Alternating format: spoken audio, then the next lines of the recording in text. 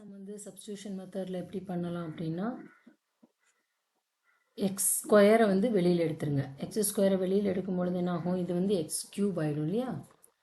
So X cube இங்கே என்ன ஆகும்? 1/x square plus 1 into dx ஆகும். அப்போ டி வந்து நம்ம வந்து 1/x ஸ்கொயர் ப்ளஸ் 1ன்னு எடுத்தோம்னா டிடி என்னது? -2/x³ into dx.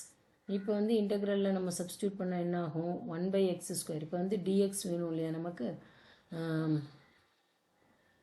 So dx/x³ நம்ம என்னென்னு எடுத்துக்கலாம்? It is -dt/2. ஸோ நான் இந்த dx/x³ பதிலாக நான் என்ன சப்ஸ்டியூட் பண்ண போகிறேன்? dtன்னு சப்ஸ்டியூட் பண்ண -dt/2. அதுக்கப்புறம் என்னது? 1 + x 1 இது வந்து என்னது? இது வந்து நமக்கு வந்து t கரெக்டா?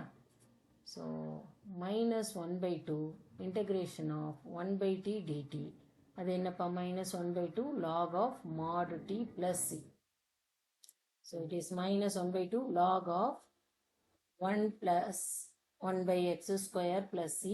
அப்போ என்ன ஆகும்? -1/2 log of x square upon 1 plus x square plus c. இது ஆன்சர்.